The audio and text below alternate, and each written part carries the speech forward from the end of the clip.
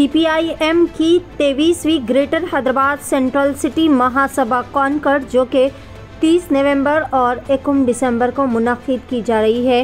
वाज़ेह रहे कि सीपीआईएम मुल्क भर में मजदूरों, किसानों और मेहनतकश लोगों के शाना बशाना खड़े होकर मसावी समाज के लिए जस्तजू कर रही है। ये फिर खवारियत का मुकाबला करने के लिए मुख्तलिफ सियासी क़ुव्वतों को मुत्तहिद करके जमहूरियत, सेकुलरिज़म और आइनी हुकूक़ के तहफ़्फ़ुज़ के लिए बढ़ चढ़ कर काम कर रही है।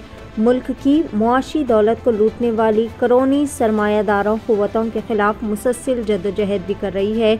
सीपीआईएम की क़यादत में केरला एलडीएफ हुकूमत तालीम और तिब के शोबों में आसानी व वसाइल की तरक्की में काबिल ज़िक्र कोशिशें कर रही है।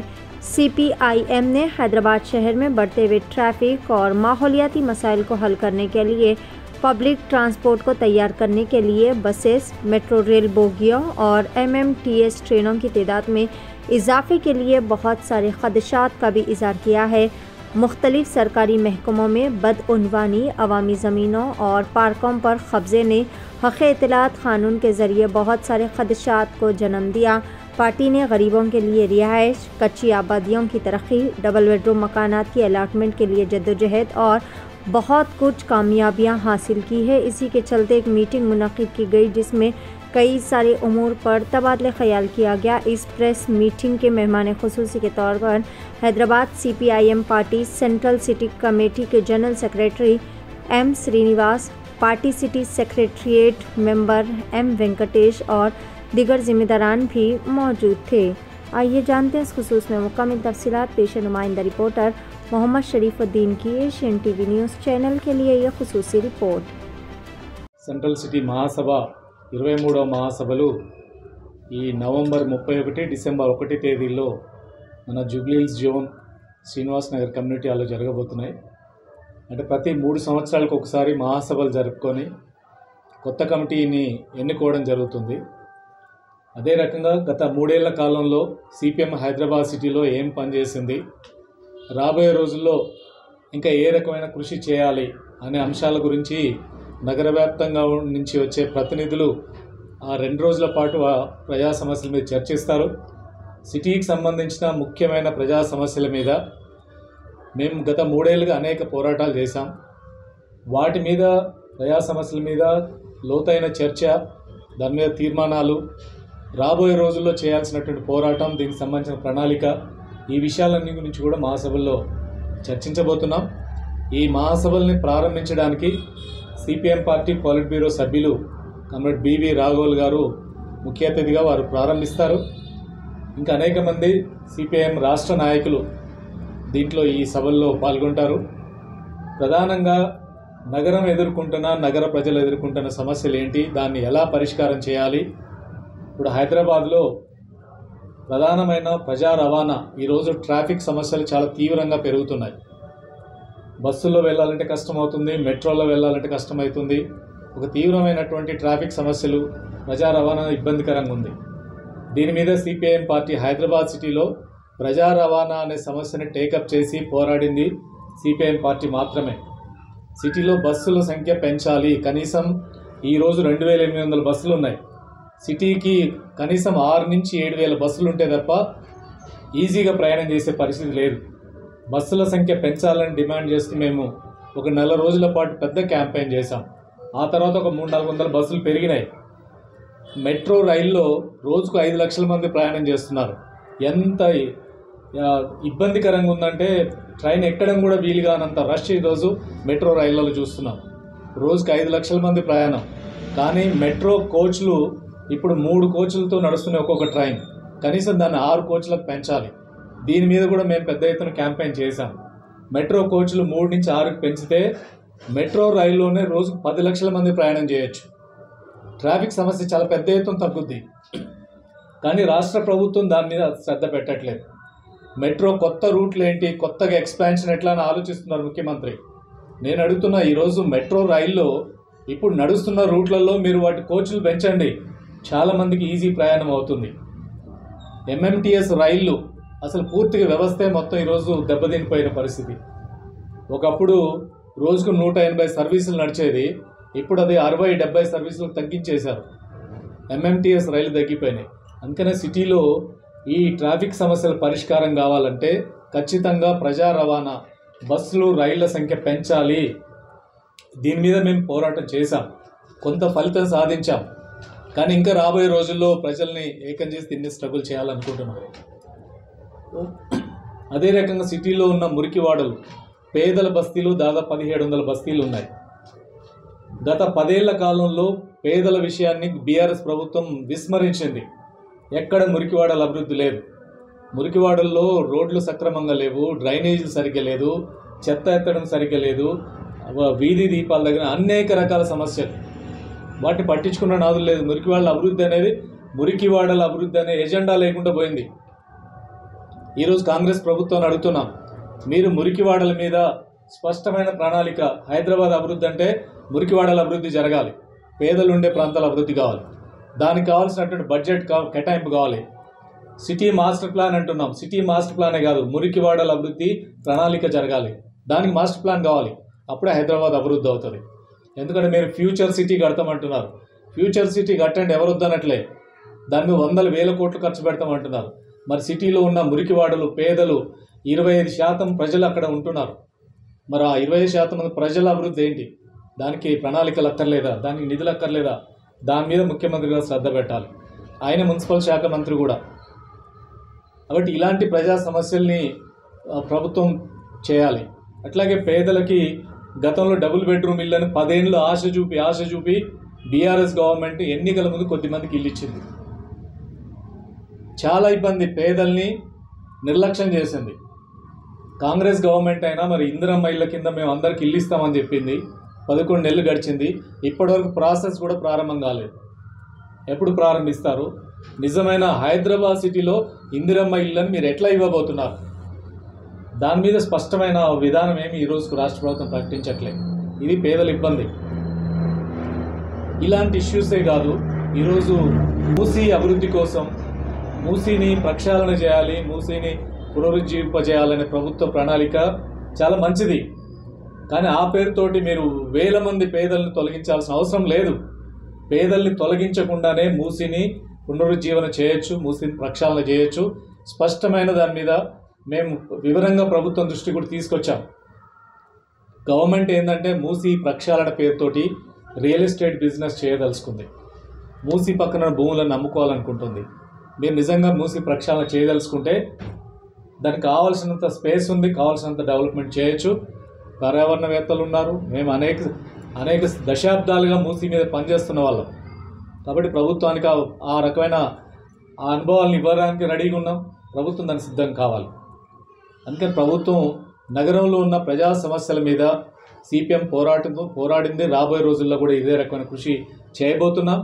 అందుకని ఈ సమస్యల మీద కూడా మేము లోతైన చర్చ చేసి కొన్ని తీర్మానాలు చేస్తాం. రాబోయే రోజు వాటి అమలు కోసం కూడా పోరాడతాం. అందుకనే జూబ్లీహిల్స్ జోన్లో జరుగుతున్న సిపిఎం నగర మహాసభల సందర్భంగా, మహాసభలు అంటే ప్రజల గురించి, ప్రజా సమస్యల గురించి, వాటి పరిష్కారం కోసం పోరాడడం కోసమే మహాసభలు. ఈ మహాసభల్లో హైదరాబాద్కి కొత్త కమిటీ కూడా ఎన్నికవుతుంది. ఆ కొత్త కమిటీ రాబోయే 3 ఏళ్ల పాటు పనిచేస్తుంది. అందుకనే ఈ మహాసభలను విజయవంతం చేయాలని, అవసరమైన సహాయ సహకారాలు అందించాలని ఈ CPM greater Hyderabad central city committee 23వ మహాసభలు శ్రీనివాస నగర్ కమిటీ హాల్లో ఎస్ఆర్ నగర్ దగ్గర జూబ్లీహిల్స్ జోన్లో ఈ నెల 30 డిసెంబర్ 1 తారీఖు రోజు ఈ 2 రోజుల పాటు జరుగుతూ ఉన్నాయి. దీనికి సంబంధించింది గత 3 సంవత్సరాల కాలంలో సిపిఎం పార్టీగా హైదరాబాద్ నగరంలో ఎలాంటి కార్యక్రమాలు మేము చేశాము, రాబోయే కాలంలో ఎలాంటి కార్యక్రమాలు చేయాలి అని చెప్పి నిర్దిష్టంగా చర్చించి దానికి సంబంధించింది కొన్ని తీర్మానాలు, వాటన్నిటిని కూడా ఆమోదింపజేసుకొని రాబోయే 3 ఏళ్ల కాలంలో పనిచేయడం కోసానికి ఒక దిశానిర్దేశం చేసుకోవడం కోసానికి ఈ మహాసభలు నిర్వహించడం అనేది జరుగుతూ ఉంది. ఏ పార్టీ కూడా ఈరోజు దేశంలో అనేక పార్టీలు ఉన్నాయి, మన హైదరాబాద్లో ఉన్నాయి, తెలంగాణ రాష్ట్రంలో ఉన్నాయి. ఏ పార్టీ కూడా ఇలాగా ప్రజాస్వామ్యయుతంగా మహాసభలు జరిపి ఒక నూతన కమిటీని ఎన్నుకోవడం అనేది ఏ పార్టీలో చూసినా కూడా లేదు. ఎందుకంటే కాంగ్రెస్లో కానీ, బీజేపీలో కానీ, ఇక్కడున్న టీఆర్ఎస్లో కానీ వాళ్ళు నామినేట్ చేస్తారు జిల్లా కార్యదర్శులను, జిల్లా కార్యవర్గాన్ని, వాళ్ళు నామినేట్ చేసే పరిస్థితి ఉంటుంది. కానీ సిపిఎం పార్టీలో మోర్ డెమోక్రటిక్గా శాఖ స్థాయి నుంచి జిల్లా స్థాయి, ఆల్ ఇండియా స్థాయి దాకా కూడా చర్చించి ఎవరు కార్యదర్శిగా ఉండాలి, ఎవరు కమిటీ మెంబర్లుగా ఉండాలి అని చెప్పేసి ఆ రకంగా చర్చించి ఒక నిర్ణయం చేయడము, ఎన్నుకోవడం అనేది జరుగుతుంది. ఇది సిపిఎం పార్టీకి ఉన్న ఒక గొప్పతనము అని చెప్పేసి ఈ సందర్భంగా తెలియజేస్తూ ఉన్నాం. దాంతోపాటు ఈరోజు హైదరాబాద్లో మనం ఎదుర్కొంటున్న సమస్యలు అంటే నివాస ప్రాంతాల్లో ఎదుర్కొంటున్న సమస్యలే కాకుండా ఎక్కువగా హైదరాబాద్ అంటేనే ఈరోజు కార్మికులు, ఉద్యోగస్తులు కూడా అనేక మంది ఉన్నారు. అట్లాగే యువత ఉంది, మహిళలు ఉన్నారు, మైనార్టీలు ఉన్నారు. వీళ్ళందరికీ సంబంధించిన సమస్యలపైన కూడా ఇక్కడ మహాసభలో చర్చించి వాటిపైన కూడా తీర్మానం చేయడం అనేది జరుగుద్ది. ప్రధానంగా ఈరోజు కార్మికులు ఎదుర్కొంటున్న సమస్యలు ఏంటి? హైదరాబాద్లో ఎక్కువగా ఉన్నది కార్మికులు, ఉద్యోగస్తులు ఉన్నారు. ఈరోజు ఉద్యోగస్తులకు సంబంధించిన వేతనాలు ఏ రకంగా వస్తున్నాయి? ఒక్కొక్క దగ్గర 12,000 రూపాయలు, 14,000 రూపాయలు మాత్రమే వస్తుంది. మరి మనం అంతర్జాతీయంగా గుర్తింపు పొందిన నగరం అని చెప్పేసి మనం అంటున్నాము. ఒక 14,000 రూపాయలతోటి ఈరోజు 10,000 రూపాయలతోటి బతికే పరిస్థితి ఉన్నదా హైదరాబాద్లో? అందుకని కనీస వేతనము 26,000 కావాలి అని చెప్పేసి కార్మికులు ఈరోజు కోరుకుంటున్నారు. కాబట్టి ఆ రకంగా ఇవ్వాలి అని చెప్పేసి ఆ రకమైన చర్చ కూడా ఈరోజు మహాసభల్లో చర్చించడం అనేది జరుగుతూ ఉంది. అట్లాగే కాంట్రాక్ట్ వ్యవస్థ, మొత్తం కాంట్రాక్ట్ వ్యవస్థ ఉంది. ఆ కాంట్రాక్ట్ వ్యవస్థను రద్దు చేయాలి. కాంట్రాక్ట్ వ్యవస్థ వల్ల ఈరోజు కార్మికులు తీవ్రమైన ఇబ్బందులు పడుతూ ఉన్నారు అని చెప్పేసి దానిపైన కూడా మేము చర్చించబోతూ ఉన్నాము.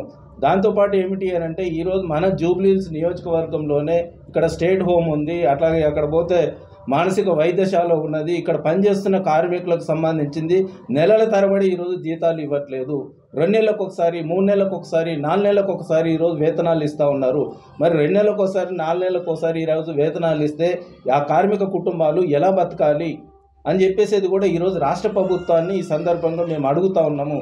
దానిపైన కూడా రాబోయే కాలంలో కార్మికులకు సంబంధించిన ఇట్లాంటి సమస్యలు కూడా ఏ రకంగా పరిష్కారం చేయాలి, ఏ రకమైన పోరాటాలు తీసుకోవాలి అని చెప్పేసి ఈ మహాసభల్లో చర్చించబోతున్నాం. అంటే ఈరోజు సిపిఎం పార్టీ మహాసభ జరుగుతున్నది అంటే మన రాష్ట్రంలో ఉన్న, మన హైదరాబాదు జిల్లాలో ఉన్న అన్ని రకాల కార్మికులు కానీ, అన్ని రకాల ప్రజానీకం కానీ వాళ్ళు ఎదుర్కొంటున్న సమస్యలు ఏవైతే ఉన్నాయో వాటన్నింటిపైన చర్చించి రాబోయే కాలంలో వాటిపైన ఒక పోరాట మార్గం తీసుకోవాలి. వాటి పరిష్కారం అయ్యేంత వరకు కూడా మనం పోరాటాలు చేయాలి అనే ఉద్దేశంతో ఈ మహాసభలు జరుగుతూ ఉన్నాయి. కాబట్టి ఈరోజు జూబ్లీహిల్స్ నియోజకవర్గంలో ఉన్న ప్రజానీకము, కాలనీల వాళ్ళు కావచ్చు, లేదు అనంటే మన ఇక్కడ ఉన్న స్లమ్ ఏరియాస్ ఉన్నాయి ఏవైతే ఉన్నాయో అందులో ఉన్న ప్రజానీకం కావచ్చు, మొత్తం కూడా సిపిఎం పార్టీని ఆదరించండి. ఆ రకంగా ఈ 17వ తారీఖు రోజు జరగబోయే ప్రచార యాక్టివిటీస్ ఏదైతే ఉందో దానికి సహకరించండి, ఆర్థికంగా విరాళాలు కూడా అందించండి అని చెప్పేసి కూడా ఈ సందర్భంగా మేము కోరుతా ఉన్నాం. ఎందుకు అని అంటే సిపిఎం పార్టీ కొట్లాడేది పేద ప్రజానీకం కోసానికి, కార్మికుల కోసానికి. కాబట్టి ఆ ప్రజానీకం నుంచే కూడా ఈ మహాసభ డబ్బులు స్వీకరించి ఆ మహాసభను విజయవంతం చేయాలని చెప్పేసి మేము అనుకుంటున్నాం. ఆ రకంగా సహకరించాలి అని చెప్పేసి విజ్ఞప్తి. తారీఖున హైదరాబాద్ నగర మహాసభలు సిపిఎం పార్టీ ఇక్కడ నిర్వహిస్తుంది. ఈ జూబ్లీహిల్స్ నియోజకవర్గానికి ఇది ఒక ఆపర్చునిటీగా మేము భావిస్తూ ఉన్నాం. ఇప్పుడు నాయకులు చెప్పారు, నగరం మొత్తం సమస్యలు గురించి మీకు తెలియజేశారు. అలాగనే జూబ్లీహిల్స్ నియోజకవర్గంలో కూడా చాలా సమస్యలు ఉన్నాయి. ముఖ్యంగా ఎక్కువ మంది పేద ప్రజలు నివసించే ప్రాంతాలు రహమత్ నగర్ డివిజన్ ఒకటి, బోరబండ డివిజన్ ఒకటి. ఈ మొత్తం నగరంలో ఉన్న 150 మున్సిపాలిటీల్లో కూడా ఎక్కువ మురికి వార్డులు ఉన్న డివిజన్ ఏదంటే బోరబండ. దాదాపు 42 మురికి వాడలు ఉన్నట్టు జిహెచ్ఎంసి ప్రకటించిన దాంట్లోనే ఉన్నది ఎక్కువ మురికి వాడలు ఉన్న ప్రాంతం. కాబట్టి కొంత డెవలప్ అయి ఉండొచ్చు, కానీ ఈ ప్రజల్లో మాత్రం ఎటువంటి ఆర్థికంగా డెవలప్ అయింది ఎక్కడా కనిపించదు. ఎప్పుడు ఆ కాలం 15 సంవత్సరాలు వేసిన రోడ్లు అలాగనే ఉన్నాయి. అలాగనే బోరబండ బస్ స్టాప్ ప్రాంతం చూస్తే ఫుల్ ఎప్పుడు ట్రాఫిక్ జామ్ అవుతూ ఉంది. దాదాపుగా 10 సంవత్సరాల క్రితం రోడ్డు వెండింగ్ చేస్తామని చెప్పి మార్కులు వేశారు జిహెచ్ఎంసి వాళ్ళు. ఇంతవరకు కూడా రోడ్డు వెండింగ్ చేయలేదు. ట్రాఫిక్ సమస్య తీవ్రంగా ఉన్నది. అలాగే మహిళలు కూడా ఇక్కడ ప్రధాన రహదారుల్లో వైన్ షాపులు ఉంటూ ఉన్నాయి. మహిళలు ఆ దారిలో వెళ్ళాలన్నా కూడా చాలా ఇబ్బంది పడుతూ ఉన్నారు. ఎక్కడో గల్లీల్లో పెట్టుకుంటే సరిపోతుంది. ఆ వైన్ షాపులకి వెళ్ళాలంటేనే గుడి దగ్గరగా ఉన్న ప్రాంతంలో వైన్ షాప్ ఉంటుంది, అలాగే స్కూల్ దగ్గర ఉన్న ప్రాంతంలో వైన్ షాపులు ఉంటా ఉన్నాయి. అలాగే బోరబండ బస్ స్టాప్లో కూడా పక్కనే స్కూల్ ఉన్నా కూడా పక్కనే వైన్ షాపులు 2-3 ఉన్నాయి. అందుకోసం ఈ మహిళలు వెళ్ళాలన్నా రావాలన్నా అక్కడ ఒక దుర్వాసన రావటం, రకరకాల విధంగా మహిళలను చూడటం అనేది జరుగుతూ ఉన్నది. ఇది కూడా ఒక సమస్య. అలాగే బోరబండ రహమత్ నగర్ డివిజన్లకు సంబంధించి ప్రధానమైన నేషనల్ బ్యాంక్ ఒక్కటి కూడా ఈ ప్రాంతంలో లేదు, పోస్ట్ ఆఫీస్ కూడా లేదు. ఇక్కడ యూసఫ్ కూడా వెళ్ళాలి, లేదంటే ఇటు మోతీనగర్ వెళ్ళాలి. ఇది కూడా ప్రధానమైన సమస్య. అలాగే ఒక డిగ్రీ కాలేజీ కూడా లేదు, ఉన్న జూనియర్ కాలేజీకి కూడా బిల్డింగ్ లేదు. నాట్కో స్కూల్లో 2 రూములు తీసుకొని కేవలం 4 గదుల్లోనే ఒక జూనియర్ కాలేజీ నడుస్తూ ఉన్నది. ఇది ఒక ప్రధాన సమస్య. ఉన్న గవర్నమెంట్ స్కూలు ప్రధానమైంది ఆసియా ఖండంలోకి వెళ్ళే ఎక్కువగా విద్యార్థులు చదువుకుంటున్నది బోరబండ నాట్కో ప్రభుత్వ స్కూలు. కానీ అక్కడికి బాత్రూములు లేవు, ఇంతవరకు పిల్లలకి సరైన బెంచ్లు కూడా లేవు. మేము ఈ మధ్య అక్కడ ఆ ప్రాంతంలో పోరాటం చేశాం. ఆ సమస్యలన్నీ కూడా ప్రజలకి పత్రికల ద్వారా తెలియజేశాం. అధికారులకి కలెక్టర్ ఈ మధ్య వచ్చి చూసిపోయారు. అలాగే విద్యాశాఖ సంబంధించిన చైర్మన్ ఆకునూరి మురళి గారు కూడా ఒక వారం క్రితం వచ్చి వెళ్ళటం జరిగింది. వీళ్ళందరూ వస్తున్నారు కానీ సమస్యలు మాత్రం ఎవరు కూడా పరిష్కరించిన దాఖలా లేదు. అలాంటి సమస్యలు చాలా ఉన్నాయి. అట్నే డబుల్ బెడ్రూమ్ ఇళ్ళ కోసం దాదాపుగా 15,000 మంది అప్లై చేశారు. కేవలం ఒక 300-500 మంది కన్నా ఎక్కువ మంది ఈ 2 డివిజన్లో కూడా జూబ్లీస్ జోన్ ప్రాంతంలోనే చాలా తక్కువగా వచ్చినాయి ఇక్కడ. అందువల్ల డబుల్ బెడ్రూమ్ ఇళ్ళకి వేలాది మంది అప్లై చేసుకున్నా అందరికీ ఇల్లు రాలేదు. ఇప్పుడు కాంగ్రెస్ గవర్నమెంట్ వచ్చింది, మహిళలకి 2,500 ఇస్తామంటున్నారు, ఇంతవరకు అమలు చేయలేదు. కరెంటు 200 యూనిట్లకు తగ్గిస్తామంటున్నారు, చాలామందికి ఇప్పటికీ మాఫీ కావట్లేదు. అలాగే రేషన్ కార్డుల కోసం ఎప్పటి నుంచో 10 సంవత్సరాలు టీఆర్ఎస్ గవర్నమెంట్ ఉన్నా రాలేదు. ఇప్పటి వరకు కూడా ఇంకా ఈ కాంగ్రెస్ గవర్నమెంట్ రాంగలోనే వెంటనే ఇస్తుందేమో అనుకున్నారు, కానీ ఇప్పటి వరకు కూడా అటువంటి ఎక్కడ కూడా ఇచ్చిన దాఖలా లేదు. ఇంకా రేపు జనవరి నుంచి సన్నబియ్యం అంటున్నారు. ఈ సన్నబియ్యం 5 సంవత్సరాలు నుంచి వింటున్నాం. ఏ గవర్నమెంట్ వచ్చినా సన్నబియ్యం అంటున్నాం. ఇప్పటికే ఆ లావు బియ్యము, అలాగే పురుగులు పట్టిన బియ్యం, ఒడ్లు ఉన్న బియ్యం ఇప్పటికే సప్లై అవుతుంది. కేవలం రేషన్ దుకాణంలో ఒక్క బియ్యం మాత్రమే ఇస్తూ ఉన్నారు. గతంలో నూనె, పంచదార, పప్పులు ఇవన్నీ కూడా ఇచ్చేవాళ్ళు. ఈ ముఖ్యంగా ఈ రేషన్ దుకాణంలో కూడా మనం పక్కనున్న కేరళ రాష్ట్రంలో 18 రకాల సరుకులు ఇస్తూ ఉన్నారు. కేవలం మన రాష్ట్రంలోనే ఒక్క బియ్యానికే పరిమితం చేస్తూ ఉన్నారు. రేషన్ కార్డు అనేది తీసేశారు, ఇప్పుడు ఫుడ్ సెక్యూరిటీ కార్డు అని పెట్టేశారు. అవి కూడా ప్రజలకు ఇస్తూ ఉన్నారు, కూడా ఇంతవరకు ఇవ్వలేదు. ప్రజలు ఎదురు చూస్తూ ఉన్నారు. అలాగే జూబ్లీస్ నియోజకవర్గంలో దాదాపుగా 4 లక్షల మంది జనాభా ఉన్నారు. ఆ జనాభాకు తగ్గట్టుగా బస్సులు ఎక్కడ కూడా ఆర్టీసీ నడపటం లేదు. గతంలోనే మేము బోరబండ, మోతీనగర్, యూసఫ్గూడ, మైత్రివనం దగ్గర మేము కార్యక్రమం చేశాం. ప్రజల నుంచి సంతకాల సేకరణ చేశాం. చాలా విద్యార్థులైతే స్కూళ్ళ టైంలో బస్సులు లేక చాలా ఇబ్బంది పడుతూ ఉన్నారు. మహిళలకి ఫ్రీ స్కీమ్ అన్నారు, కరెక్టే, సంతోషమే. కానీ ఎక్కువ బస్సులు పెంచాలి కదా. ఆ విధంగా చేస్తున్న ఎక్కువ బస్సులు పెంచినప్పుడే ప్రజలకి అటువంటి ప్రజా రవాణా వ్యవస్థ మెరుగుపరచడానికి అవకాశం ఉంటుంది అనేది నేను కోరుతా ఉన్నాను. మంచినీళ్ళు వస్తే చాలా తీవ్రమైన సమస్య. ఈ మంచినీళ్ళ సమస్య ఏంటంటే అర్ధరాత్రి పూట 2 గంటలకు వదులుతారు, 1 గంటకు వదులుతారు. ఒక మనిషి మంచినీళ్ళ కోసమే ఇంట్లో ఉండాల్సిన పరిస్థితి ఏర్పడుతూ ఉంది. చాలామంది విద్యార్థులు స్కూల్ వదిలిపెట్టి వాళ్ళ తల్లి తండ్రి పనులకు వెళ్తూ ఉంటే కేవలం మంచినీళ్ళ కోసం ఆ విద్యార్థిని స్కూల్ వదిలిపెట్టేసి ఇంట్లో ఉంచే పరిస్థితి. ఎందుకంటే మేము రహమత్ నగర్ పైన ఎస్పీఆర్ఎస్లో ట్యాంకు కట్టిస్తామంటున్నారు. దాదాపుగా 5 సంవత్సరాల నుంచి కడతా ఉన్నారు, ఇంతవరకు ఓపెన్ చేయలేదు. అలాగే 3 రోజులకు ఒకసారి నీళ్ళు వస్తూ ఉన్నాయి. అలాగే డ్రైనేజీ వ్యవస్థ చాలా అస్తవ్యస్తంగా ఉంది. ఎప్పుడో 10 సంవత్సరాల క్రితం వేసిన డ్రైనేజీ వ్యవస్థ, అప్పుడున్న జనాభా వేరు, ఇప్పుడున్న జనాభా వేరు. జనాభాకి పెరుగుతున్నట్టుగా వాటిని స్ట్రెంత్ చేయడం అనేది ఇంతవరకు జరగలేదు. అలాగే రోడ్లు కూడా అధ్వానంగా ఉన్నాయి. మనం చూస్తూ ఉంటే మన ఎస్పీఆర్ఎస్ నుంచి పైనుంచి కింద కార్మిక నగర్కి వెళ్ళే వరకు అన్ని గోతులు పడి ఉంటుంది. గతంలో మేము పాదయాత్ర చేశాం, నగర నాయకులు కూడా ఈ ప్రాంతానికి వచ్చారు. అలాగే పక్కన క్రీడా ప్రాంగణం ఉంది. ఈ క్రీడా ప్రాంగణం చుట్టూ ఫెన్సింగ్ చేయాలని చెప్పేసి మేము మున్సిపల్ కమిషనర్కి మెమోరాండం ఇచ్చాం, ఇక్కడ ధర్నా పెట్టాం. అలాగే చుట్టూ ఎక్కడా పచ్చదనం అంటున్నారు, మొక్కలు ఎక్కడెక్కడా తీసుకెళ్ళి నాటుతూ ఉన్నారు. ఖాళీ ప్రాంతం ఇక్కడ ఉంది, ఇక్కడ ఎందుకు మొక్కలు నాటలేదు, ఇక్కడ మొక్కలు నాటాలని కూడా మేము ఒక మెమోరాండం ఇచ్చాం. ఇంతవరకు అక్కడ మొక్కలు నాటలేదు. ఇక్కడ ఈ దాదాపుగా జూబ్లీస్ జోన్ ప్రధాన ప్రాంతంలో ఎక్కువ మంది పేదవాళ్ళు ఉన్న ప్రాంతం బోరబండ, రహమత్ నగర్, యూసఫ్ కూడా ఈ ప్రాంతాలు. ఇక్కడ ఒక్కటి కూడా ఒక పార్కు లేదు పిల్లలు ఆడుకోవటానికి, చిన్నపిల్లలు ఆడుకోవటానికి. ఈ పిల్లలు ఎక్కడ పోయి ఆడుకోవాలి? అలాగే గంజాయి, రకరకాల మాదక ద్రవ్యాలకి అలవాటు పడిన ప్రజలు కూడా ఎక్కువ మంది విద్యార్థులు కూడా స్కూళ్ళు మానేసి వీటి ద్వారా పడతా ఉన్నారు. కానీ రోజు పట్టుకుంటున్నాను అన్నారు, పేపర్లో వస్తుంది గంజాయి. కానీ ఎక్కడ చూసినా ఈ గంజాయి బ్యాచ్లు తాగుతూనే ఉంటాయి రాత్రిపూట. చాలామంది. అందరికీ నమస్కారం. CPM party Hyderabad central city 23వ మహాసభలు నవంబర్ 30, డిసెంబర్ 1 తారీఖుల్లో శ్రీనివాస్ నగర్ కమ్యూనిటీ హాల్లో జరుగుతూ ఉన్న సందర్భంగా ఈ ప్రెస్ మీటు పెట్టడం జరిగింది. సిపిఎం పార్టీ హైదరాబాద్ నగరంలో అనేక ప్రజా పోరాటాలు చేశారు. ఆ ప్రజా పోరాటాలన్నింటినీ కూడా సమీక్షించుకొని భవిష్యత్తులో కేంద్ర రాష్ట్ర ప్రభుత్వాలు అనుసరిస్తున్నటువంటి ప్రజా వ్యతిరేక, కార్మిక వ్యతిరేక సమస్యలపైన పోరాటం చేయడం కోసం ఈ మహాసభల్లో చర్చించుకొని భవిష్యత్ పోరాటాలని నిర్ణయించుకొని నూతన కమిటీని ఎన్నుకోవడం అనేటువంటి జరుగుతుంది. కాబట్టి ఈ ప్రెస్ మీటింగ్కి సంబంధించి మన Hyderabad central city secretary Srinivas గారు వచ్చారు. శ్రీనివాస్ గారు మనల్ని ఉద్దేశించి మాట్లాడతారు.